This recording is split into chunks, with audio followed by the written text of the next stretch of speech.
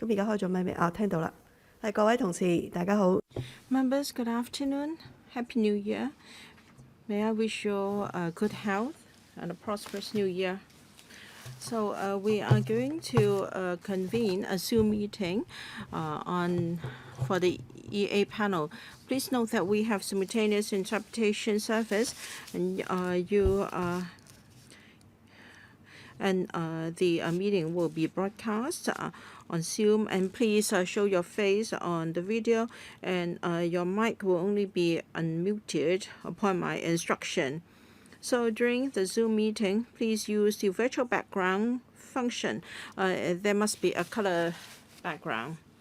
So have you all used that function? So the first thing on the agenda is to have a briefing by the Secretary for the Environment on the CE's Policy Address 2021. To be fair, can our Secretariat please remove all the virtual hands of members? Not yet, not yet. All right, will members who intend to ask questions use the virtual hand function on Zoom? All right, I will now invite the Secretary to give us a briefing. And after that, I will open the floor to members for questions. And depending on the number of members we have, I will then determine the speaking time. Secretary for the Environment, he has prepared a PowerPoint for his presentation. Yes, Secretary. Good afternoon, members and chairman of the panel. We've prepared a PowerPoint presentation to brief members on the 2021 policy address, policy initiatives of our Bureau. Now, the Bureau, together with a few relevant bureaus, have issued a few action plans, including Climate Action Climate Plan, Roadmap on Popularization of Electric Vehicles, Clean Air Plan, Waste Blueprint, and also Nature Conservation and others. First, the Hong Kong's Climate Action Plan 2050. It has set out the major strategy and overall targets. Under the plan, now we propose to set up a steering committee on climate change and carbon neutrality, a climate budget, an office of climate change and carbon neutrality, an advisory committee, and public engagement. Now, our carbon emissions peaked at 2014. It was 6.2 tons per capita, and then it fell to about 4.5 in 2020. In the strategy, we have this proposal to achieve a 50% reduction by 2035 to enhance our final goal of 2050 to achieve carbon neutrality before.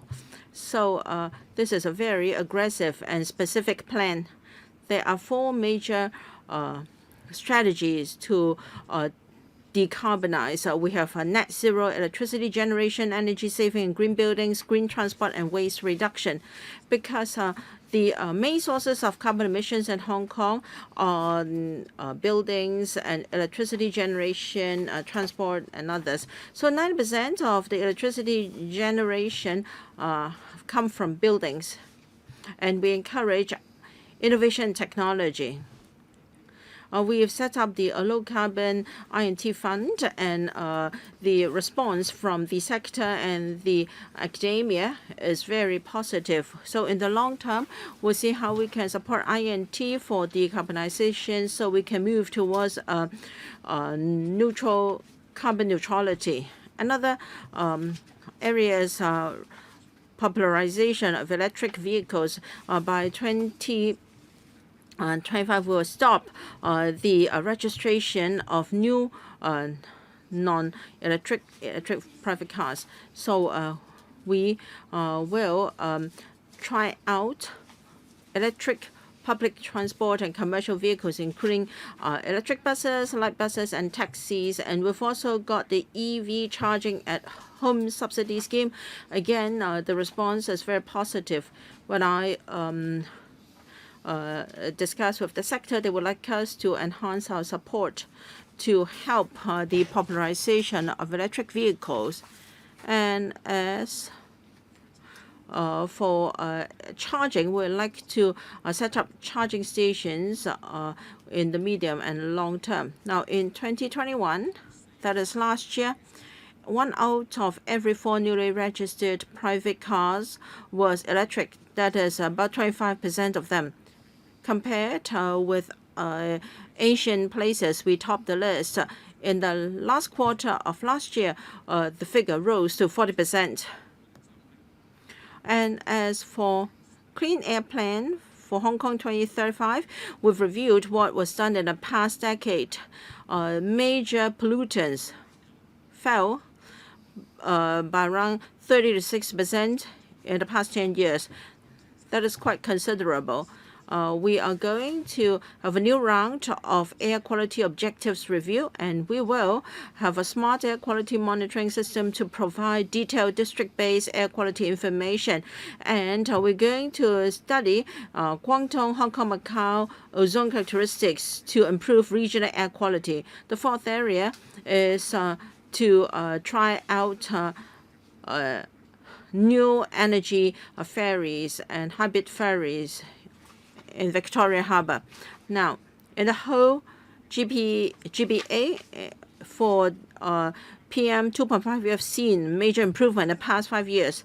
The number of hours of reduced visibility improved by over 80% in the past 20 years. And for waste blueprint in Hong Kong 2035, we will introduce a municipal solid waste charging, and we will expand the recycling of food waste and waste plastics, and we will double the number of reverse vending machines for recycling of plastic beverage containers. We are going to go plastic free by introducing a producer responsibility scheme on plastic beverage containers, and will reduce single-use plastics by the regulation of disposable plastic tableware. We're going to make our proposals to the panel within this year. Now, for green at community, we are going to extend and upgrade. We have over 11 recycling stations, and we have 20 recycling stores. A new idea, we will have another 10 this year, and with more than 100 recycling spots. We've also set up this scheme. Over 100,000 applicants for the scheme. And then turning waste to energy is adopted by most major cities. Major cities such as Guangzhou, Shenzhen in the mainland, and Singapore, they have a certain capacity of waste to energy facilities to lessen the burden on the use of landfills, and Hong Kong is moving towards this direction. We'll expedite the relevant planning. We will have more W to E facilities. Our target is to have zero landfill by 2035 and carbon neutrality in waste management before 2050. The hardware is important. We hope members can support the relevant environmental impact assessment, technical study, and site research for such facilities. For nature conservation, we have a proactive conservation policy for the Northern Metropolis. In the discussion with the Development Bureau, it was already mentioned that there will be a collaboration with this bureau for conservation and development. We are going to enhance the public-private partnership scheme, and we will have this rural office to protect our countryside. As for quality, water quality, under the harbour area treatment scheme, we have greatly improved the water quality of Victoria Harbour. And then cross harbour swim race has resumed in central carbon, but then in some areas there is still the problem of odor. We will improve the near-shore odor problem. We will continue to rectify sewer misconnections. We will use odor control hydrogel to reduce odor. We'll construct large-scale dry weather flow interception facilities to improve odor. Now, Hong Kong should strike a balance between development and conservation. We have started a review of our EIA process. We will streamline the process and we will be outcome-based, and we will focus, we will make it more efficient. So let's work together to build a bright future together. So we will continue to have green economy, green jobs, and a better environment. Thank you. Thank you, Secretary. 11 members have raised their hands to ask questions. I read out the order. Chen Xiu-hong, Vincent Chan, KWOK Wai-keung, Rock Chen, Chen Zhenying, Lo Wai-keung, Lo Wai-keung, Lam Xiu-lo, Li Qi-king, and myself, and Wang Yun-san. 4 minutes, including questions and answers. Please control time, and we should have short questions and answers. Mr. Chen Xiu-hong. Please unmute your microphone. Am I coming through? Thank you. Thank you. The Secretary just gave us an overview of the 2021 policy address, policy initiatives on the environment. On the whole, I support these initiatives, although there is still room for improvement. I have 4 questions here. First, the target for carbon neutrality. The Chief Executive is going to chair the Steering Committee on Climate Change and Carbon Neutrality to work out the relevant strategies and oversee the work of different bureaus and departments. I support this high-level collaboration and coordination because we have the North Metropolis redevelopment at all areas, transport and fintech, etc. We need collaboration of different policy bureaus.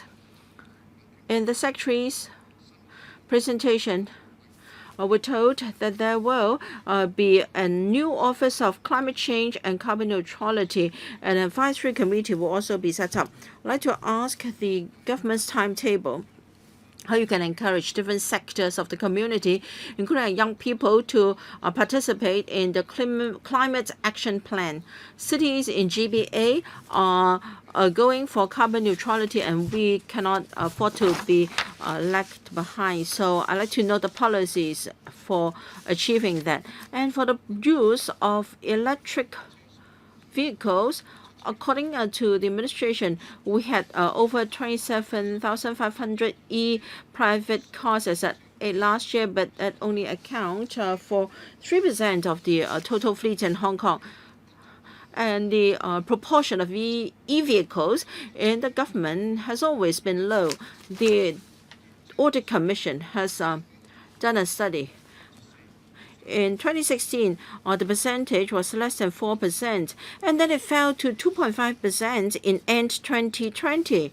This goes to show that newly procured vehicles by the government are mainly non-e-vehicles or petrol vehicles. So if you haven't given up on e-vehicles, how can you encourage the public to use e-vehicles, and how can you ensure that you can achieve the target of zero emissions from private vehicles in Hong Kong by 2025? So what is the plan and timetable, and what the government will do in order to take the lead and promote the use of e-vehicles in the community? And Para 17 says that there will be trial of new energy public transport and commercial vehicles, and with a view to formulating a detailed roadmap and timetable for the use of new energy public transport in around 2025. Why so late?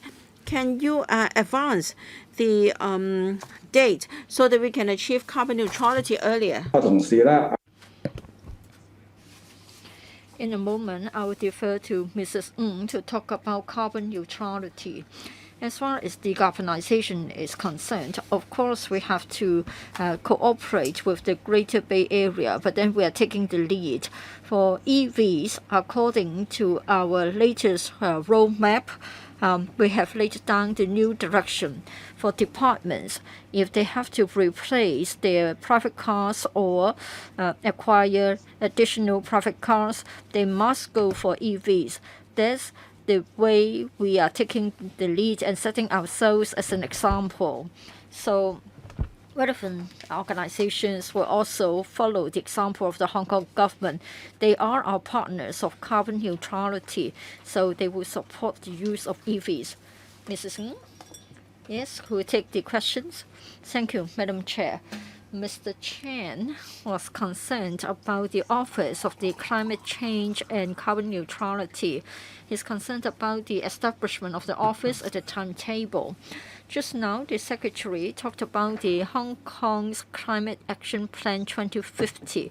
We have got 4 major strategies: electricity generation, energy saving, green transport, waste reduction, etc. But then green finance, training, and green economy are among the various aspects, and there will be a large number of works projects that are related to this direction. So we believe that we need an office, a dedicated office, to oversee the progress of such work and to render support to the steering committee under the leadership of the chief executive. In terms of education, that is public education, we need to enhance the promotion of public education. It is said that we need to encourage more young people to take part in our efforts, that is to act against climate change. Mention was made about cooperation with the other GBA cities. Indeed, one of the work areas of the Office of Climate Change will be to enhance collaboration with the GBA in terms of energy, exchanges in technologies, low carbon technologies, as well as manpower training. We aim to do so within the current year, that is 2022, in relation to your approval at the ESC, so that we can set up the office within the year. Thank you. Next, Mr. Vincent Zhang. Thank you, Madam Chair. Good afternoon, Secretary. Regarding your bureau, you have been advocating waste reduction and decarbonization. You have always had our support. Yes, we welcome the publication of the Climate Action Plan as well as the Clean Air Plan. I used to be the chair of the EAP last year. Now come to my question, and that's about our sewage. Now, we are living in the midst of the pandemic. In fact, the EPD under you has been sampling the sewage. Last year, I visited the Hong Kong U. I think it is an advanced technology. It is good. In this way, we can detect confirmed cases. Now, today, we have got a caseload of 900 plus. The number is increasing. So what about the EPD? What is your program about sampling the sewage? Do you have sufficient manpower? I think in the past, you tried to prioritize your manpower deployment in relation to the spread of the pandemic. You've only got 21 samples for the past 14 days. I think you need to be more precise in your work, and then people don't have to wait that long. Mr. Wong. Thank you, Mr. Zhang, for his past support. Now we fight together against the pandemic. All departments are joining hands. Regarding the monitoring of our sewage, it is one of the tools that we have deployed. In recent days, we have been carrying out sewage monitoring throughout the territory. Instead of having 100 monitoring points, there are 150. And the population to be covered is about 5 million. In other words, we are putting the population on a radar screen to check the domestic sewage and to help the government to monitor the spread of the infection, and then we can be more focused in our efforts. Sewage monitoring is one of the tools. As to what will happen next when we find that the sewage carries the virus, well, we have got an overall plan as to whether there will be restriction and testing or whether there will be compulsory testing. So in terms of sewage monitoring, we have already enhanced our capability. As members know, we do have some mobile monitoring points. Say, for example, yesterday, Yuen Long Tin Shui Wai and Long Ping Estate were subjects of our monitoring, and we trace upstream to check which one or two buildings were involved in the spread of the infection. In the past 2 months or so, as a result of our sewage monitoring, 15 buildings were put under restriction and testing notice, and we were able to locate 200 plus asymptomatic patients. So we'll continue to render support to the government. Secretary, yes, I welcome the increase in the number of monitoring points. Would that be adequate? Is it possible for you to further expand your program?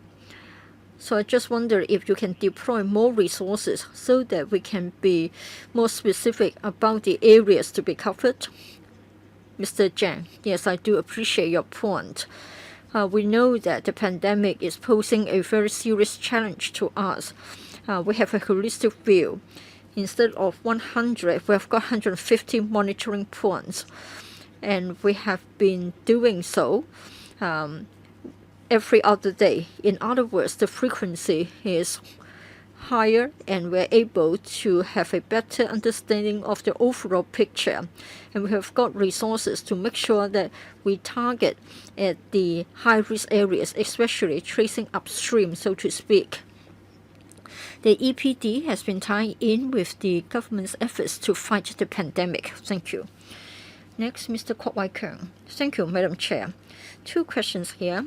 First of all, if I may go to paragraph 4 of the paper, it is said that the government will be sort of very keen to look at the use of hydrogen as a new energy.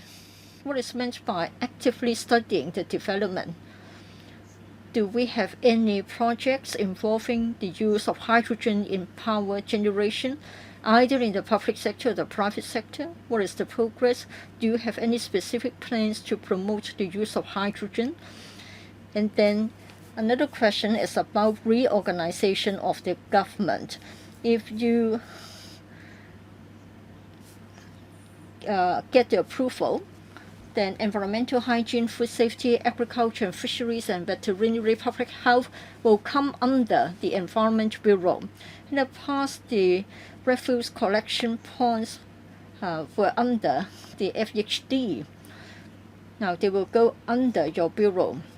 Are you going to take the initiative to look at the 3,000 refuse collection points and try to enhance their capability and make sure that there will be better sorting of waste, so that the recyclables to be collected will be increased, and then we are able to cope with the onset of the municipal solid waste charging scheme. Secretary, thank you for the 2 questions. They are important. I will invite my colleagues to talk about the use of hydrogen as well as other aspects of green transport. And then, as you know, we are going to take over the RCPs. We'll try to see what we can do by riding on this opportunity. Mr. Chair. Thank you, Secretary. For hydrogen, if it is to be used as a fuel, on its own it has zero emission. Therefore, many countries are looking into the feasibility to adopt hydrogen as a replacement fuel so as to cut down on carbon emission. The national government has got concrete plans. In Foshan, Guangdong, they have set up a hydrogen center so as to promote the use of hydrogen. We are watching the developments closely. Now, I can sort of share 2 points with you. First of all, green transport. Well, in the region, that is in the southern part of Guangdong, if a lot of heavy goods vehicles are to be fueled by hydrogen, then perhaps we can consider whether we can get a supply. And we can also talk to the bus companies to see if in the next 2 or 3 years we can have a trial scheme of hydrogen-run buses to see whether we have difficulties in the adoption of such green transport modes. And then the use of hydrogen for power generation. We are liaising with the 2 power companies. They are interested. They may start with a very small scale to see if we can deploy hydrogen. And then based on the experience, we can try to see how we can expand the scale. So all such are on our sort of radar screen, and we have got plans for them. Any follow-up questions? They haven't answered all my questions. I can defer to Mr. Luke. Yes, more on the RCPs. Thank you, Mr. Kwok, for his question. For RCPs, there is in future whether they can also collect recyclables in addition to dealing with waste.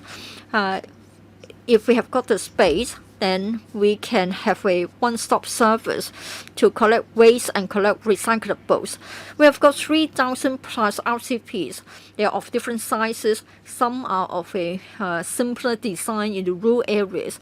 We have to take a look how to go about it, but then that's the direction for our future work. Next, Mr. Chen Chenying. Thank you, Madam Chair. In terms of waste reduction, well, we have only got 23,000 tons of waste being recycled. In other words, there is still room for further improvement. Once the MSW charging scheme kicks in, I'm sure the recovery rate will go up. But then currently, we are only relying on the 3 colored bins. Even though we have the recycling stores and recycling ponds, as well as the Green at Community project, I just wondered if we can really cope with the significantly higher demand for such a service in the future. Well, do you have an interim target? I think it's a 55%. How much time have you got in mind? 5 years, 10 years, or what? Do you have a target for the nearer future, like 2 or 3 years' time, so that we can sort of having benchmarks to encourage everybody to be greener? I think we are all concerned about the environmental issues.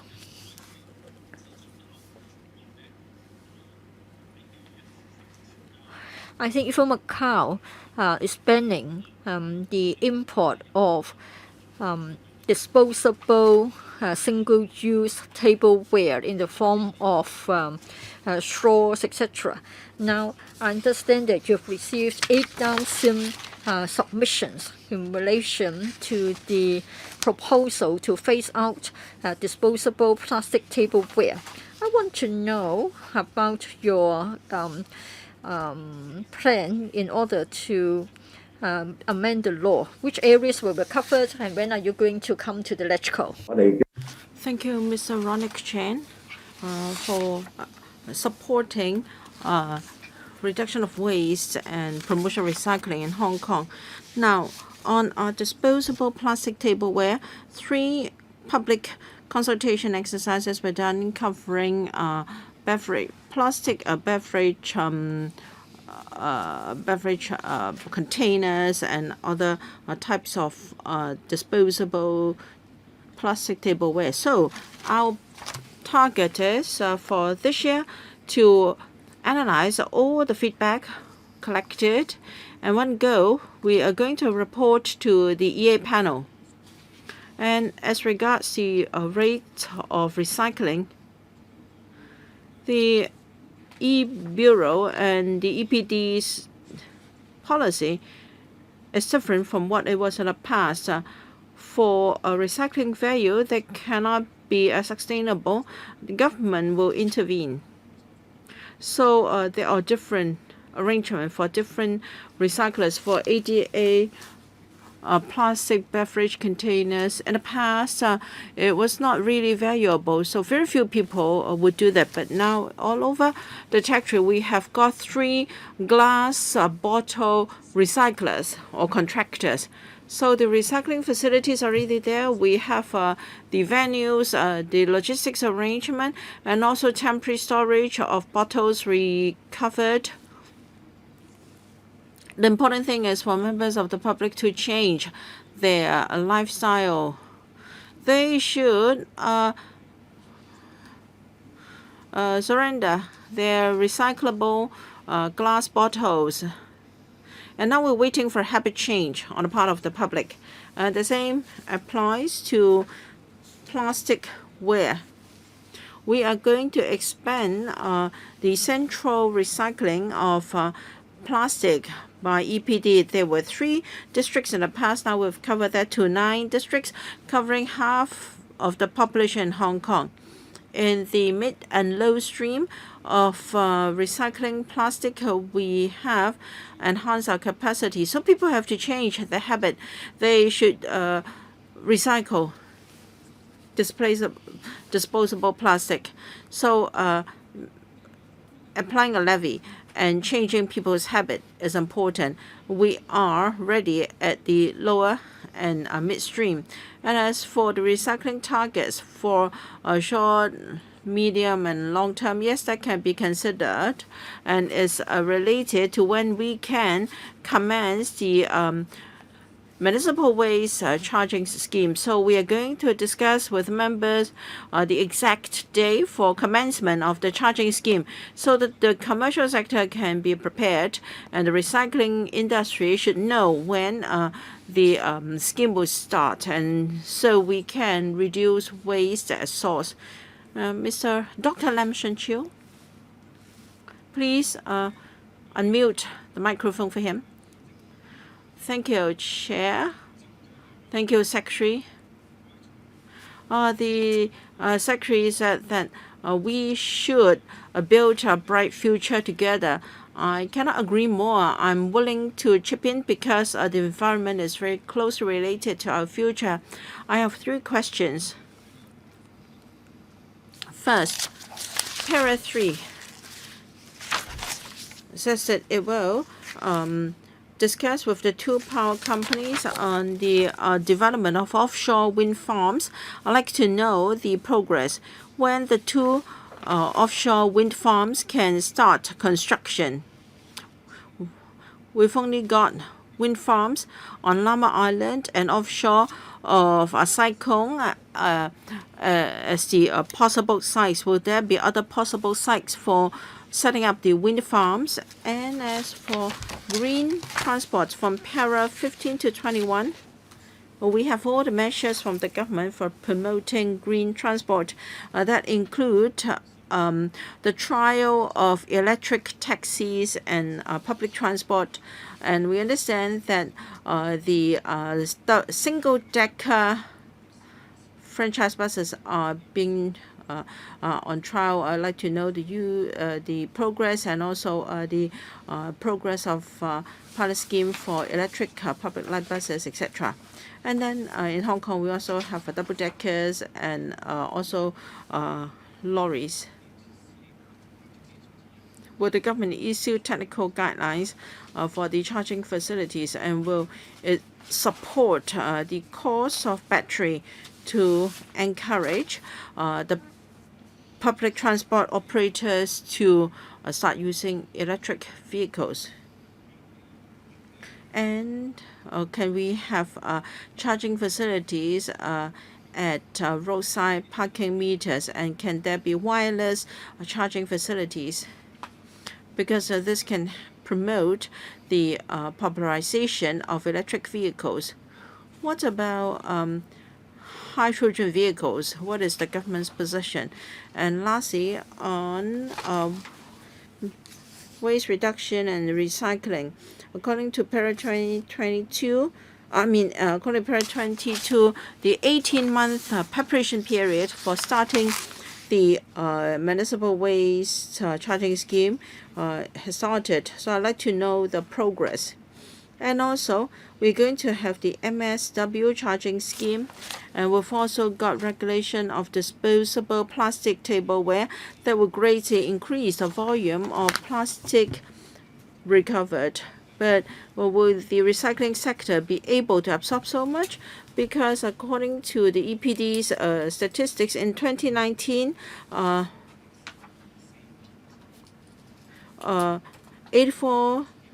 846,000 tons of plastic were dumped at our landfills, and yet only about 70,000 tons of plastic was recycled during the same period.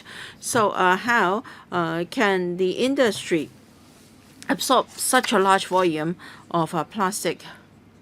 I'm going to give more time to Mr. Feng to take the question about green transport.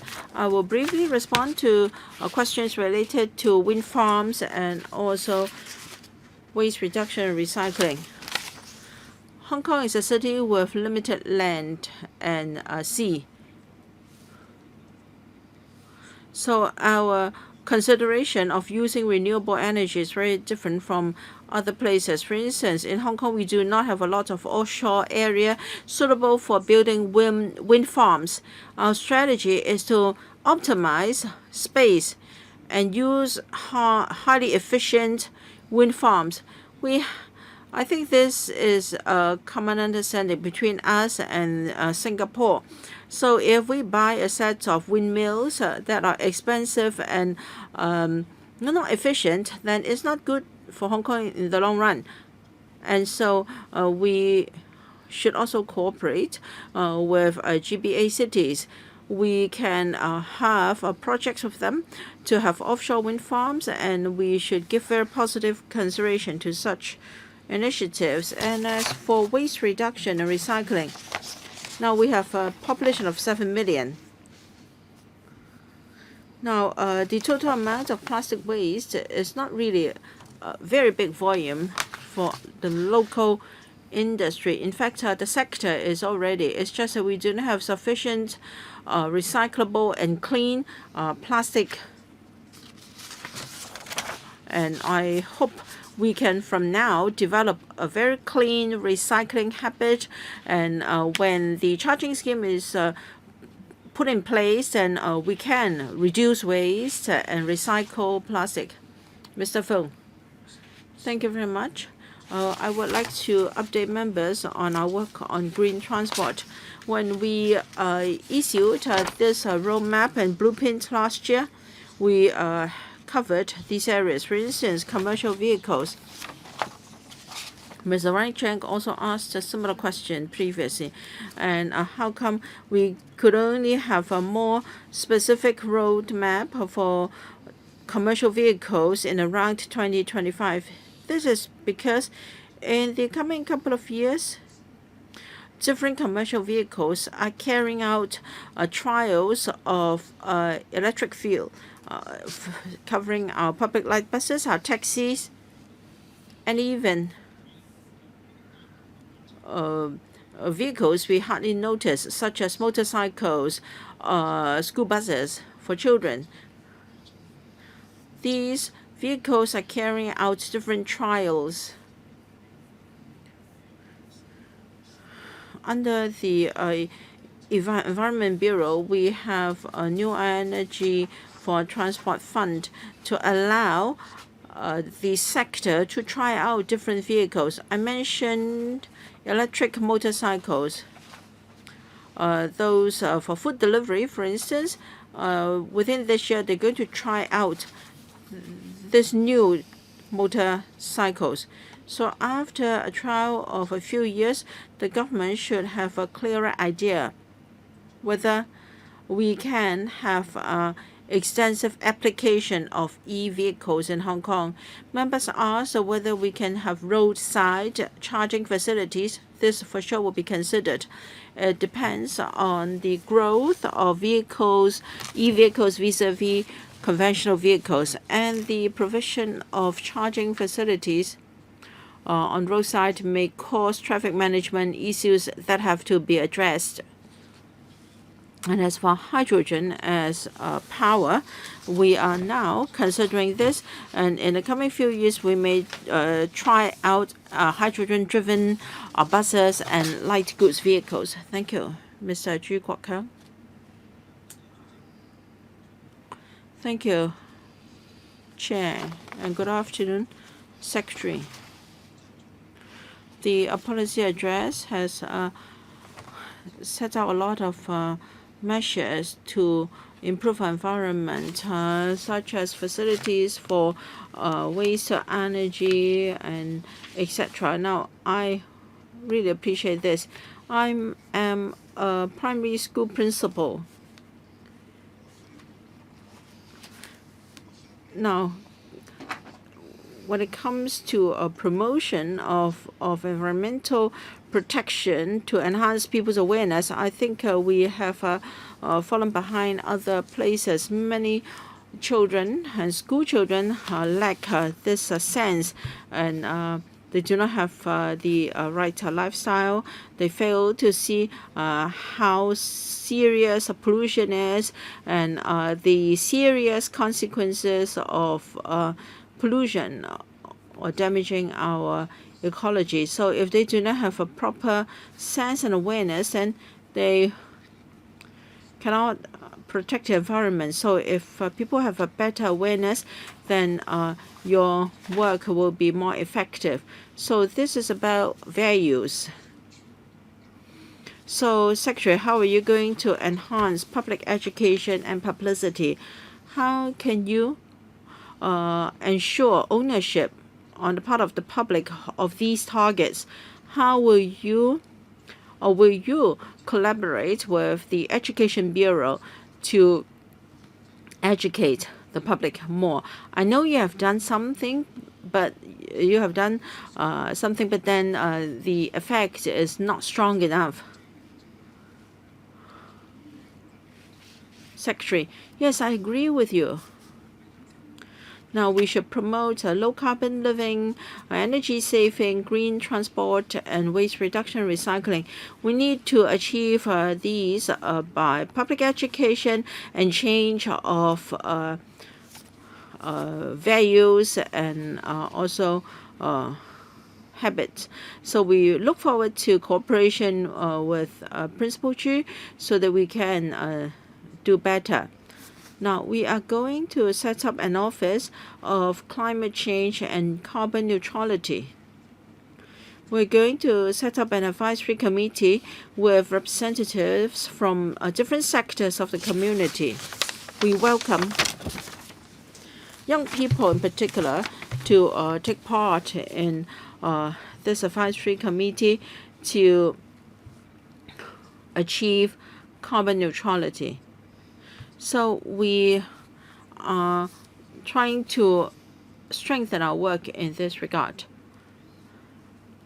And we have the Environment Fund under the Bureau and the Department so that we can sponsor NGOs. They can help to promote low carbon living.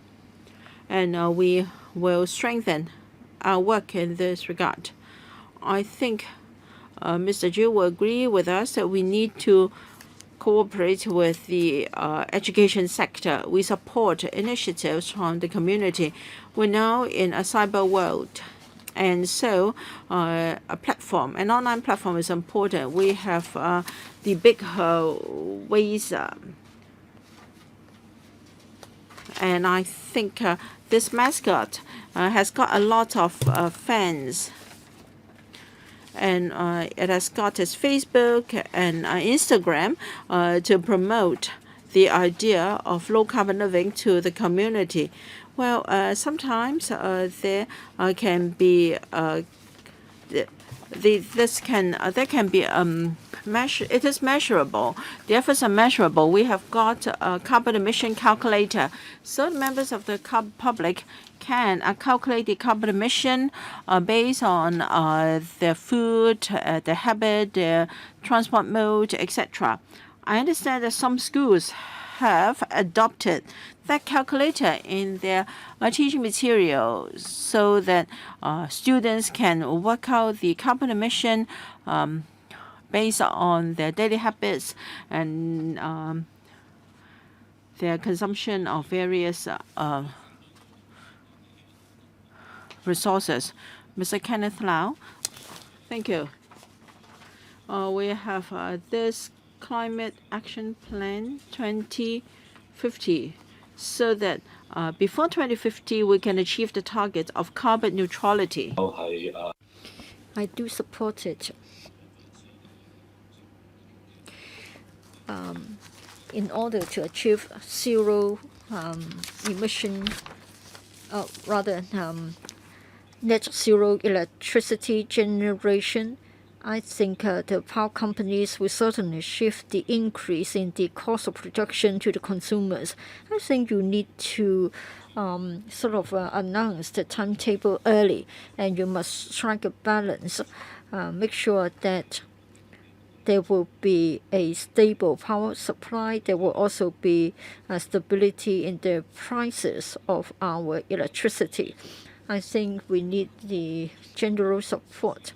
I think the government would like to expedite the waste to energy effort so that we can have zero landfill. But then at the end of the day, the previous administration tried to push through the $44.2 billion landfill expansion. Now you would like to have it at Zhangzhou to the north of Longgutan. You try to do so in a piecemeal manner. In other words, you are trying to expand the landfill there. Tuen Mun residents in particular among the community members are angry because you ignore the local views, and it is disappointing to see that this polluting land use will be with us. I hope the Environment Bureau will give us more information to explain the choice of the site. I think this is out of place in relation to the development of Tuen Mun West. I think you should make good use of the opportunity arising from the reclamation.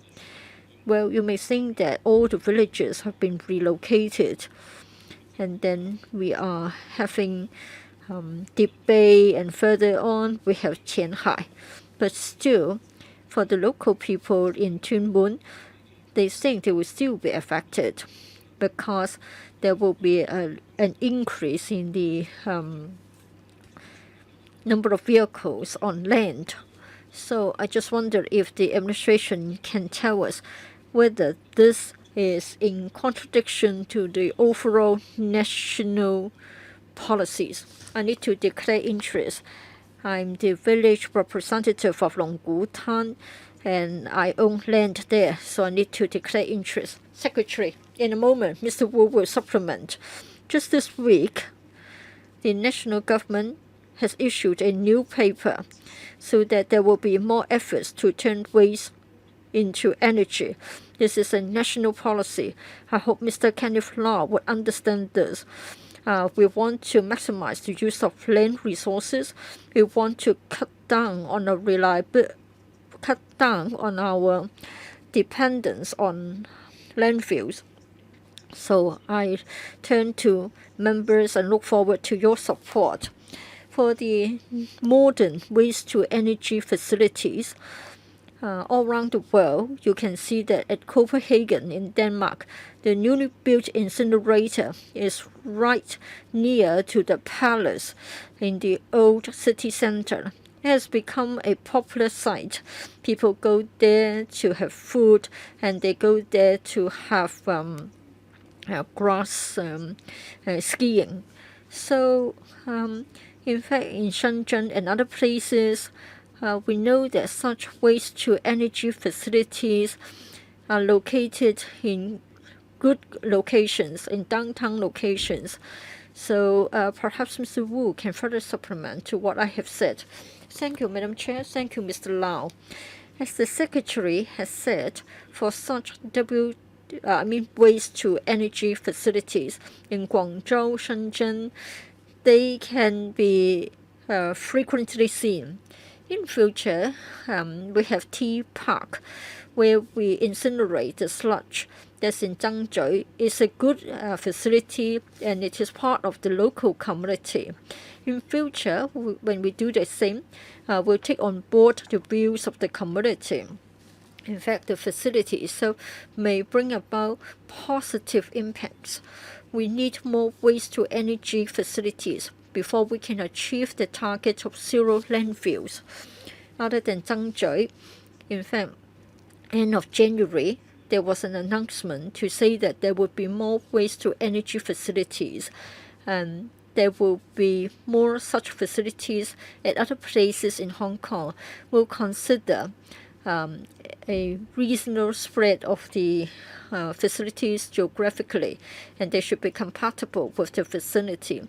We do hope that they can be brought forward expeditiously, and I hope that we can sort of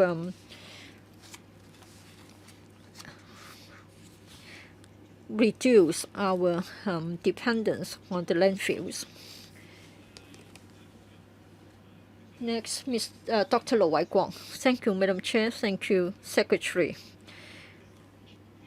I welcome the government's decision to set a target for carbon neutrality. For us to achieve it before 2050 would be a very ambitious goal. The key to the issue is whether we can really implement the climate action plan. In this regard, I think we are subject to a lot of constraints. Say, for example, in Hong Kong, we know that emission comes from transport, mainly the vehicles.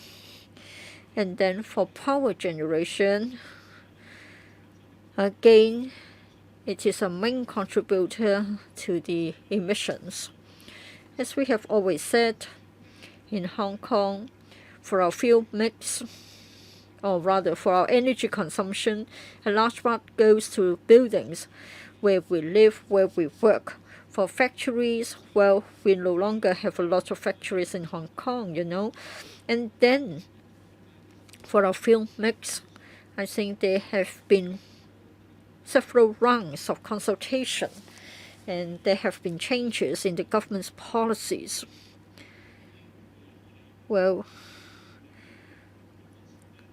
it is said that we should achieve carbon neutrality by 2050. I don't think we have a lot of time.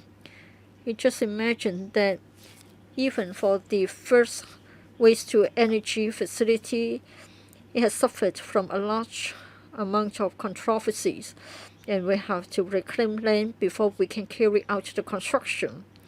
So we really have to act fast, and we need to come up with a plan. And we need to be clear when we speak to the public. That is, tell the public what has to be done and by what time before we can reach the target of carbon neutrality by 2050. So when are you going to present a clear roadmap and timetable for the community of Hong Kong? Secretary. I would like to thank Dr. Low for his support with regard to carbon neutrality. Indeed, it is a very challenging work. In a moment, Mrs. Ng will supplement, but before that, 2 points here. Yes, we strive to achieve carbon neutrality by 2050. I think the next 10 years or so would be very important. Green transport, waste-to-energy efforts, in the short term, in the medium term, will be significant. So we have the roadmap by 2035. There are 4 of them. We have 4 publications. They are all integrated, and they are for the short term and the medium term, and they will be subject to 5-year reviews, and there will be more details to be developed. Mrs. Ng. Thank you, Madam Chair. If I may address Dr. Low's concerns. Well, for the fuel mix, as Dr. Low has said rightly, it is indeed difficult and it is complex, but then it is key to our efforts as to whether we can achieve carbon neutrality. Well, in this regard, we do have a clear outlook in our action plan. There are 4 main points. We need to be safe. We need a reliable source of power supply, reasonable, affordable prices, and good environmental performance. We need to try a balance among the 4 factors. We have got a clear goal. We have got a clear program. By 2035, we should abandon coal in the daily generation of electricity. This is a pledge that we want to achieve.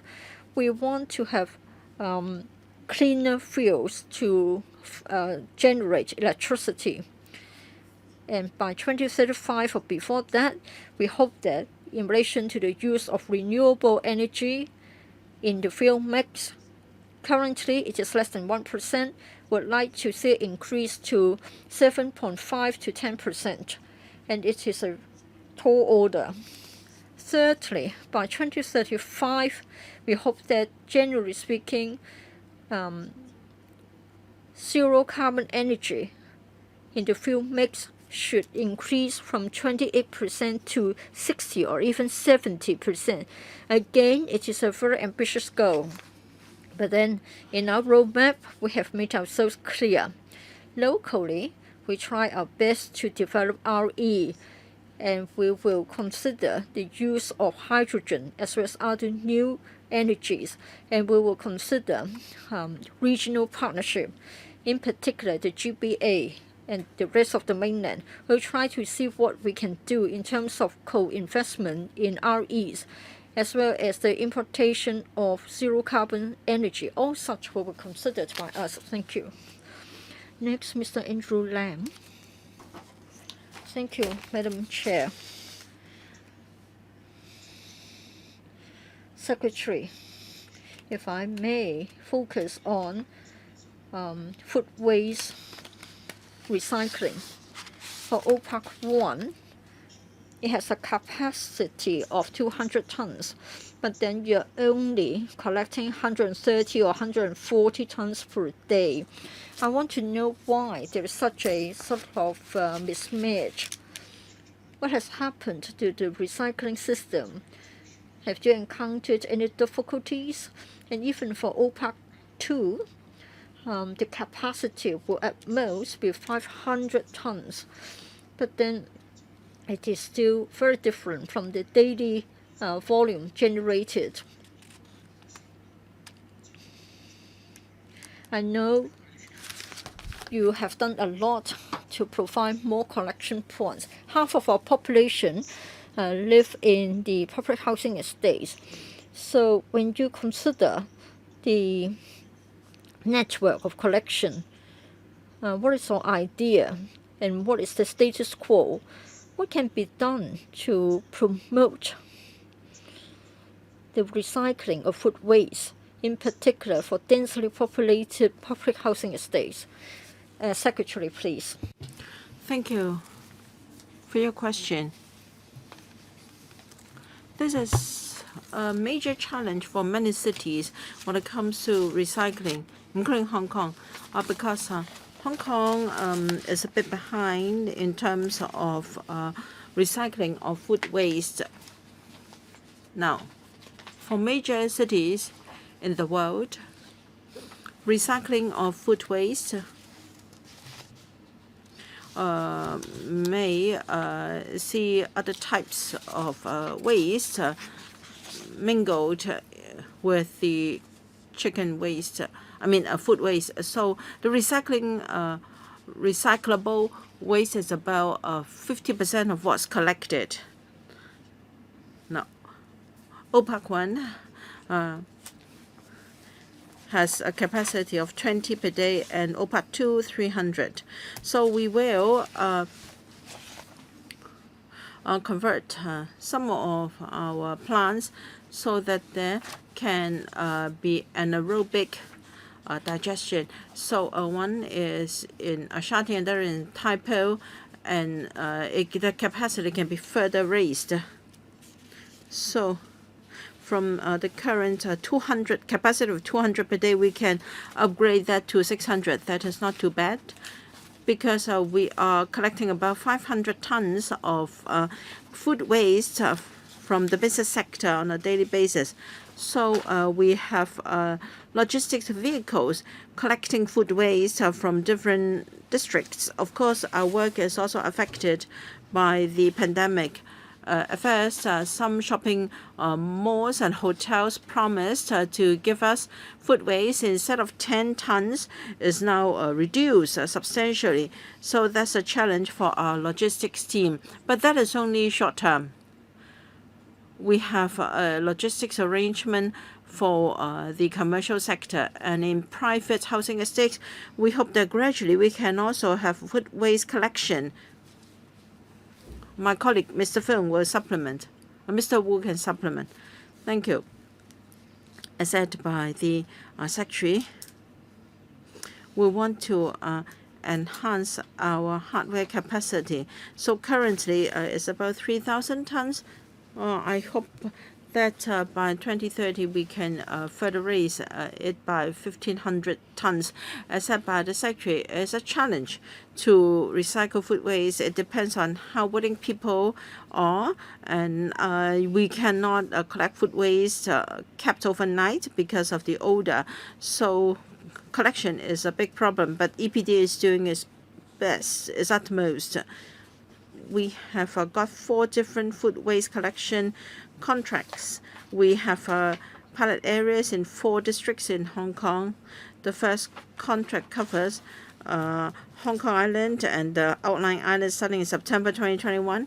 Another contract was tendered not long ago, covering Kowloon, Tsuen Wan, Kwai Tsing, and Zhang Guan O. It will be rolled out in the first quarter of this year. And then we have 2 more contracts to cover the new territories.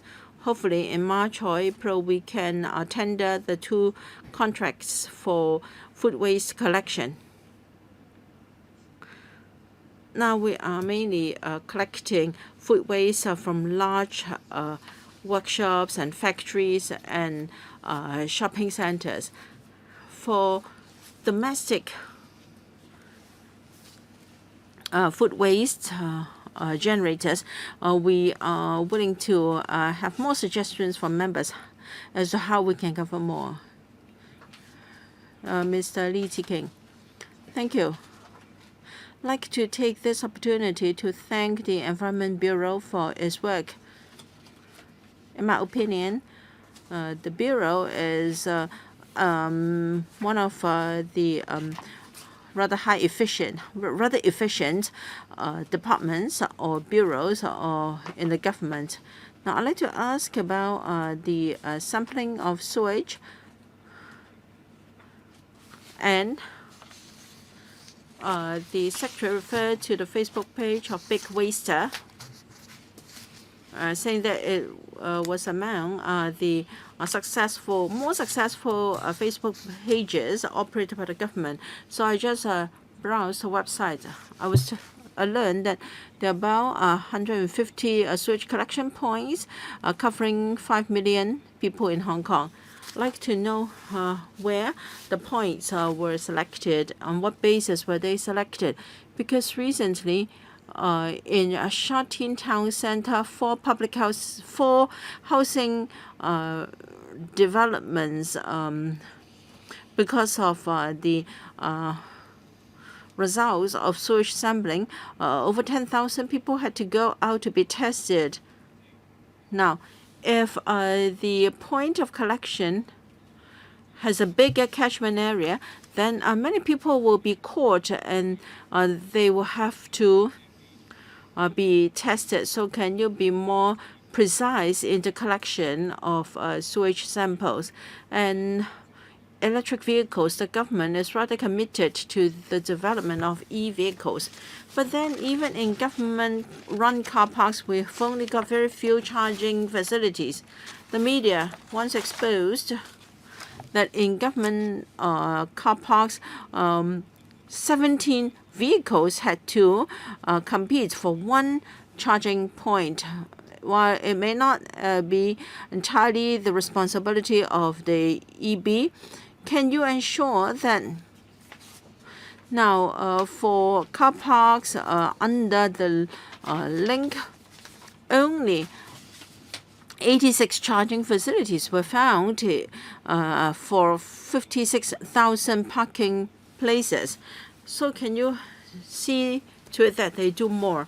And now for the recycling mobile stores, yes, this is quite successful. I frequently see long queues outside Taiwan. It seems that people have a great demand for such stores. We're told that by 2024, you're going to have 10 or more such recycling stores. Can you be more aggressive? Instead of 10, can you add 20, 30 recycling stores? Thank you. E-vehicles, my colleague will address the point about e-vehicles. Now, for recycling stores, we have stations, stores, and sports of different scale. Yes, the response has been positive. I thank the member for this observation. We'll try to go to different premises. We are liaising with universities, and we'll see whether we can have recycling facilities there, and we're also working with housing developments. Most recycling stores are at older areas of town because the old buildings do not have space for recycling. And as for sewage collection, the sewerage network in Hong Kong is rather complicated. Now, because we have a hilly terrain and our network is very different from a flat city. So we have 5 million people covered by 150 points. Each point would represent about 10,000 odd people. So this is by world standard a very quite a good standard. So when positive samples are found, we will go further upstream to narrow down a few more buildings. It's just that Omicron spreads very fast. So the question is whether we should go further upstream to narrow down the catchment or to race with Omicron. So perhaps my colleague can supplement. Thank you. Mr. Lee referred to charging facilities in car parks.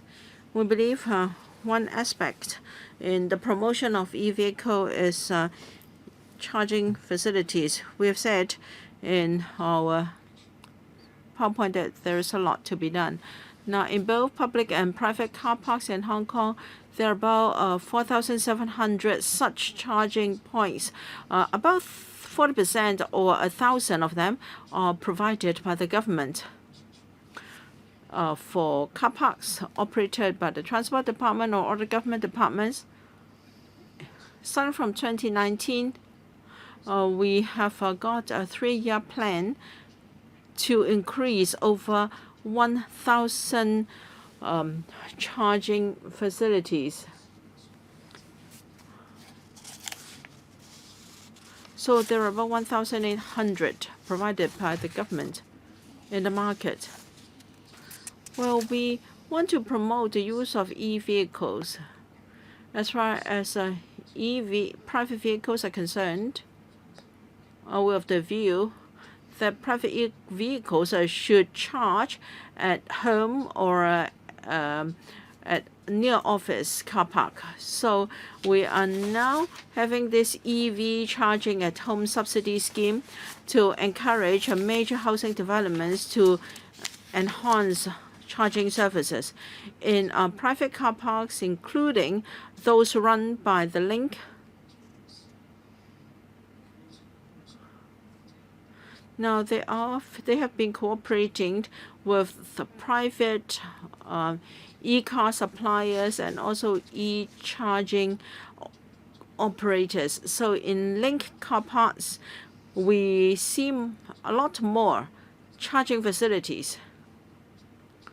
So our strategy is to marketize charging services. So in around 2025, even in government car parks, we are going to charge the charging. We're going to provide charging services at a cost. Mr. Chen Yung, thank you, Chair. Thank you, Secretary and Undersecretary and government officials. The Secretary has done a lot in protecting the environment when we are now at a critical juncture of our fight against the pandemic. So during our fight against the pandemic, how can the Bureau promote green lifestyle and smart living so that people can benefit from such policies? For instance, we know that for testing and also a contactless payment system, they will help in our fight against the pandemic. And you would also like to develop electric ferries. So, of course, you should use your policy to encourage these sectors to help in your fight against the pandemic. Everyone think that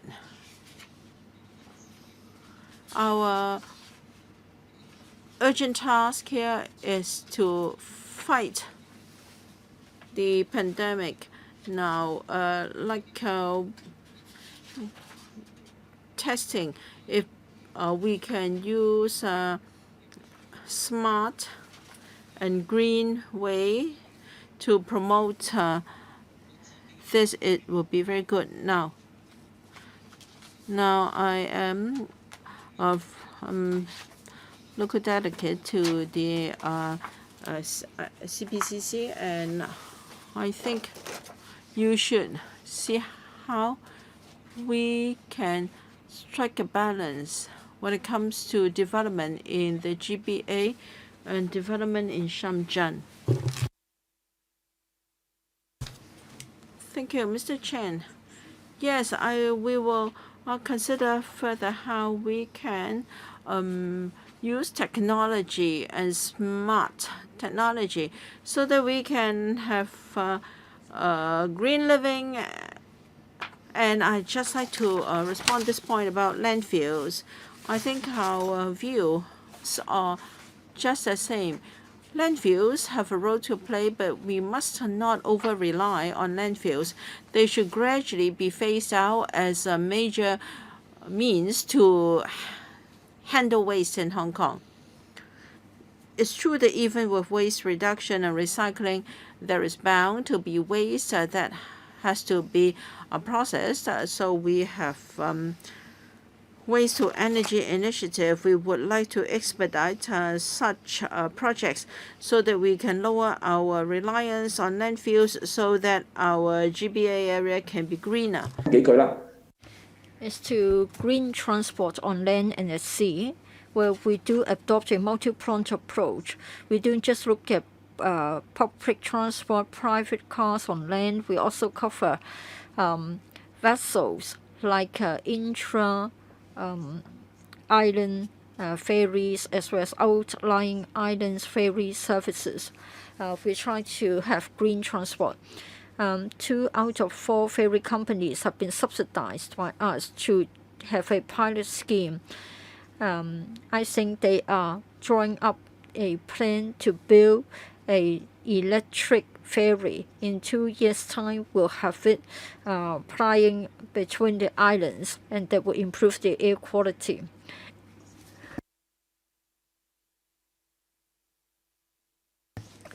We are also popularizing EVs.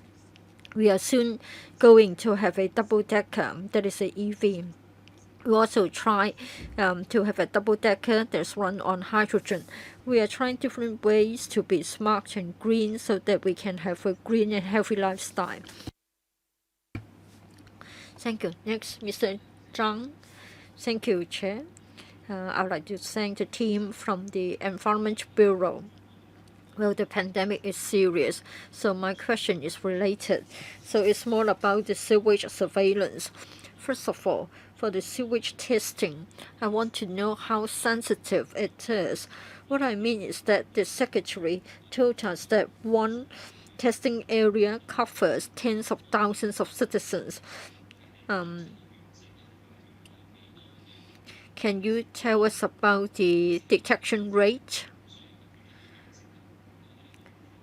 Sort of tell us how many cases will result in a detectable result. Now we have the stay home safe sort of scheme. Now close contacts or the close contacts of and their contacts will have to be isolated at home. Minor cases in future may also have to be isolated at home. I want to know whether that would have an impact on your sewage surveillance, because in this way you will not be able to identify the hidden cases. So that's my first question. Secretary, if I may give an overall reply, and I will check with Dr. Choi to see if he has got anything to add. I think let's look at the sort of flow chart. Every morning, very early in the morning, our colleagues will go to the testing area and try to get the samples for a few hours. As you know, many people will have their sort of daily routine early in the morning. So we will go to a target manhole and try to get the sample for a few hours. By midday, we will send the sample to the laboratory, and then it will be towards evening that we get the results. We have to race with time. So that's the workflow. And I would like to draw your attention to a number of points. We are already in the 5th wave. For the past year or two, we have already accumulated a lot of variable experience. If the test result is positive, it means that there is a source of infection. Towards the end of the last wave, there were recovered patients who went home. And then we'll try to match the building names as to whether we have got recovered patients freshly discharged from hospitals returning to that catchment area. So it is a very complicated issue as to how you should interpret the test results. Mr. Zhang talked about having people who are mild cases to be isolated at home, and whether that would have an impact on the test results. For the past month or two, as a result of our surveillance, 15 restriction and testing notices have been published, and all of them have yielded results. So for 15 operations, over 200 cases were identified, and we were able to detect them early. Some of them haven't had their onset of illness, but they have already shedded some virus in their sewage.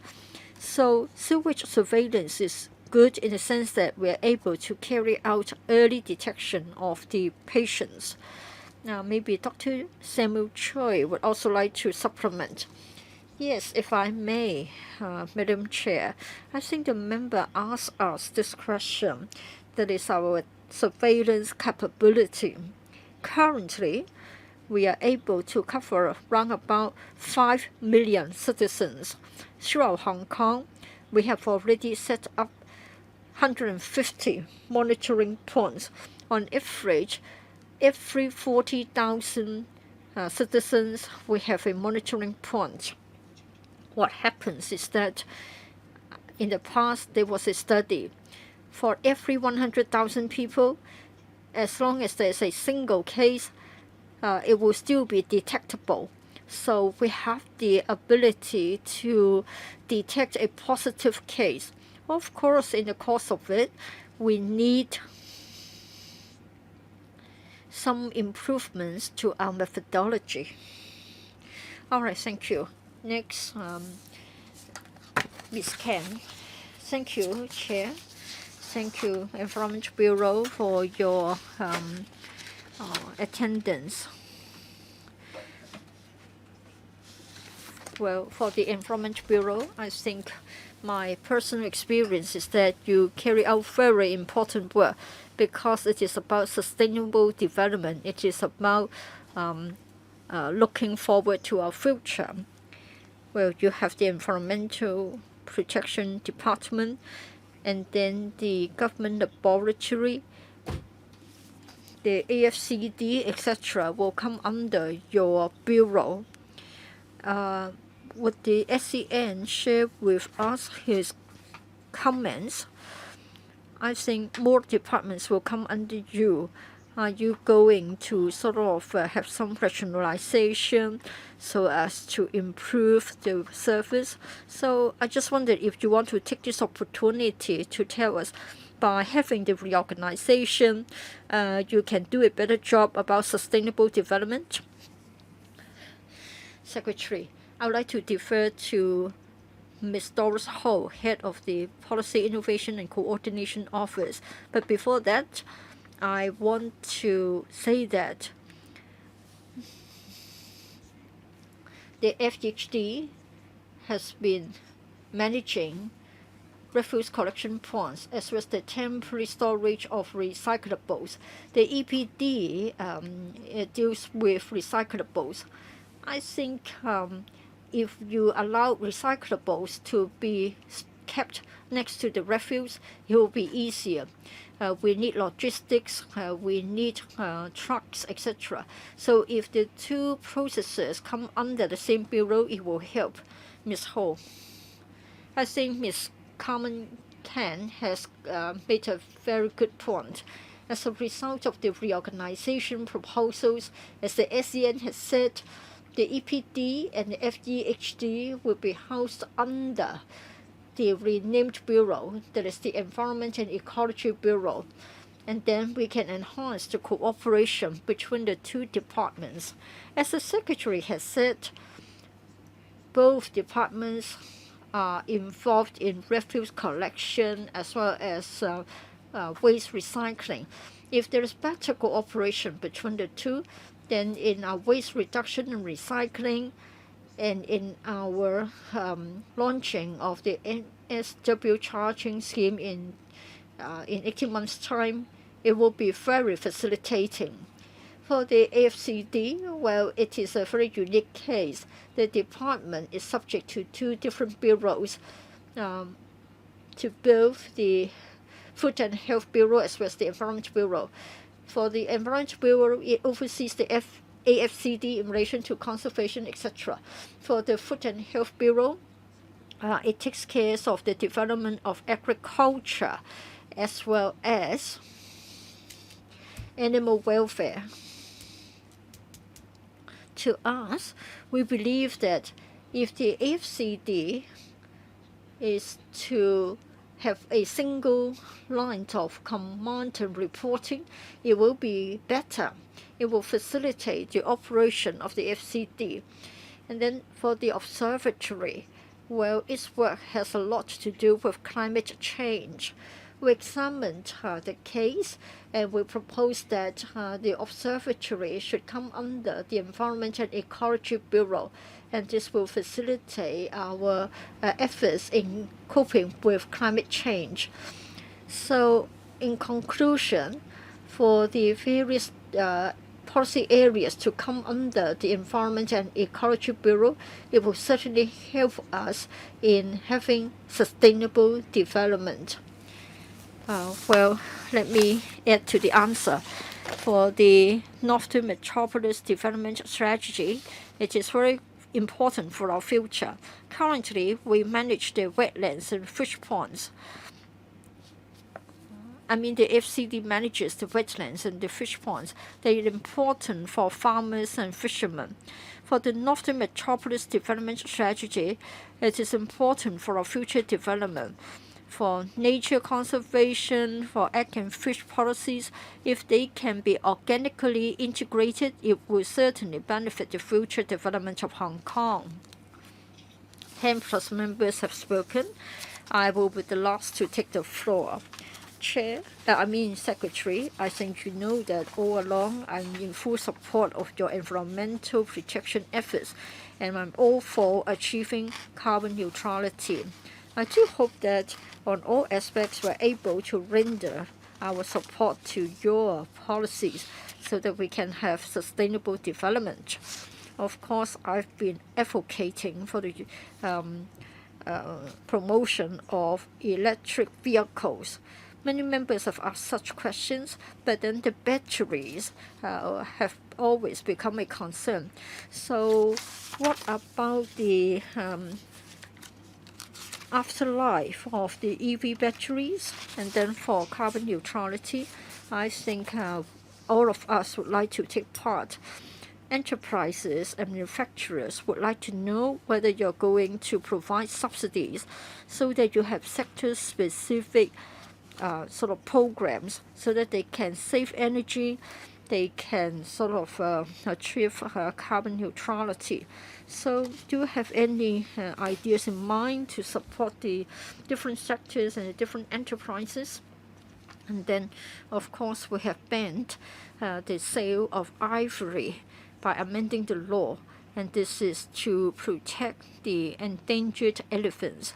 Now, we have received complaints saying that ivory ornaments are on display in some shops. They try to circumvent the law by saying that they will be given as a gift if you purchase other items. I think at law this is not allowed. No one can offer such items under any pretext. And then for your plans, you hope that there will be zero landfill, you hope that there will be energy to waste facilities. But then for your proposal to have incinerators, you are met with local objection. Probably many people don't understand the technology involved. I think the government should preempt this, and you should come up with more explanation. I think objection has been raised, but yet I have yet to see your public education and publicity efforts. Secretary. Thank you, Madam Chair, for your long-standing support. In a moment, I would like to defer to my colleagues in relation to the afterlife of the EV batteries. Let me first of all talk about the ban on the sale of ivory items. If you have watched the news, probably you know that the FCD has been successful in a number of law enforcement operations. We will make sure that the AFCD will do more. For the waste-to-energy facilities, we'll try to see what we can do to expand that despite the pandemic. For carbon neutrality, well, I think businessmen and manufacturers do have an important role to play. For solar panels, I think it is in hot demand. And then for different energy-saving devices and smart devices, I think there are lots of opportunities. And then for EVs, again, manufacturers do have a role. And then we want to cut down on the use of plastic, and we want to optimize the use of recyclables. And then perhaps we can have a fresh idea about the use of plastic bags. So there are many opportunities. I think when we protect our environment, we can also create a green economy in Hong Kong. Mr. Fong, for recycling of e-vehicle battery, we are now discussing with the major suppliers and manufacturers of e-vehicles. Our intention is to legislate so that we can implement a producer responsibility scheme for e-vehicle battery. So we will have a comprehensive plan to deal with used battery. What is your legislative timetable? It will take time. It will take about 2 years for us to introduce a bill or to consult the council on the proposed bill. All right, I hope that can be done as soon as possible. We will end the discussion of this item. Everyone has had his turn, and now we will go on to another item, that is the proposal to set up a subcommittee to study policy issues. As at the start of the meeting, apart from the proposal from Mr. KWOK Wai-keung to set up a subcommittee to study issues related to MSW charging, recycling, and recovery of waste. So we will now consider Mr. KWOK Wai-keung's proposal. His letter has been sent to members prior to the meeting. Yes, Mr. KWOK Wai-keung seems to be away. Secretariat. Oh, right, he's back. Okay. Right, I will give Mr. KWOK a few minutes. Is 4 minutes enough, Mr. KWOK? Sure, Chair. You will introduce your proposal to us, and then I will open the floor to members. Mr. KWOK. Thank you, Chair. I hope members can support my proposal because, as we might have noted, the last term of the council passed the municipal solid waste charging scheme. So we're already halfway through the 18-month preparation period. So the scheme should come into place formally in 2023. So this is quite a change for most housewives in Hong Kong.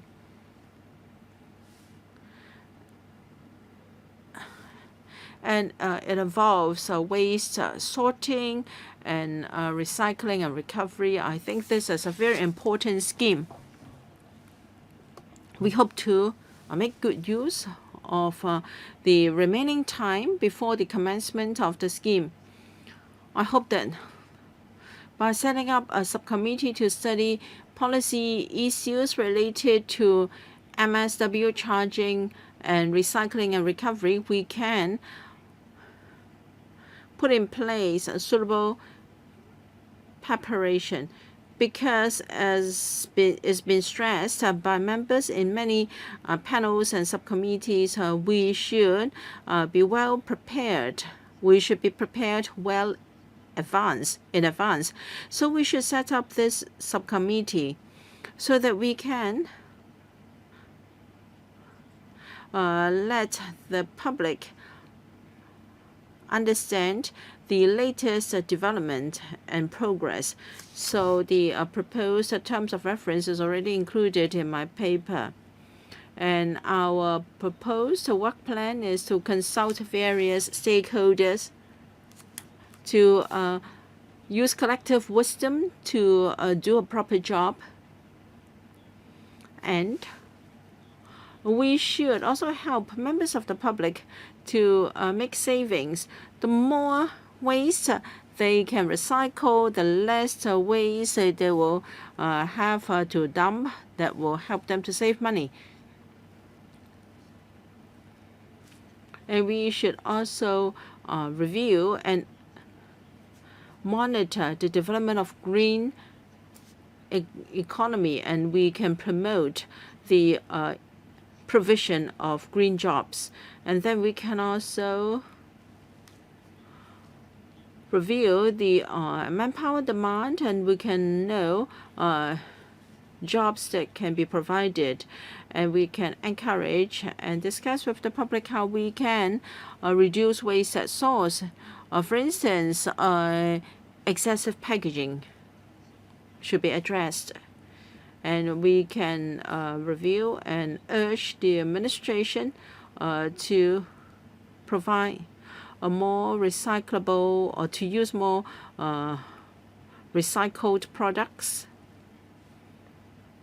And we should also collaborate with other cities in the GBA so that we can have a regional strategic waste disposal plan. All right, members, do we have any comments on the proposal by Mr. Kwok? If so, please raise your hand and I will give you time to ask questions or comment. Do we have any comments? Mr. Chen Xiu-hong, 2 minutes, please. Thank you, Chair. With regard to the proposal by Mr. KWOK Wai-keung, I support these proposals because the MSW charging scheme and also recycling and recovery are important environment issues. We don't have enough time at regular meetings of the panel to discuss in depth such issues. So we should set up a subcommittee to have in-depth discussions of these issues, and we should focus on the proposed terms of reference or proposed scope by Mr. KWOK Wai-keung so that we can really achieve a sustainable development in Hong Kong. Any more questions or comments from members? If not, then any objection from members, please? Any objection? Yes.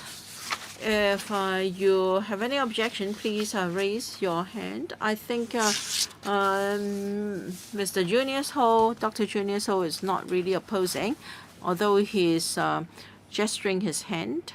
All right, I think there is no objection, and so we will set up this subcommittee to discuss policy issues related to MSW charging and recovering and recycling.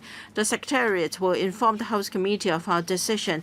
Please note that according to the decision by House Committee on the 21st of January, the House Committee will wait until all panels have had their first meeting and their plan for this year before considering as a whole all the requests for setting up subcommittee to study policy issues. Okay. Now, AOB, do we have any AOB items from members? If not, then the meeting is adjourned. Thank you very much, members, and thank you very much, administration. Meeting adjourned.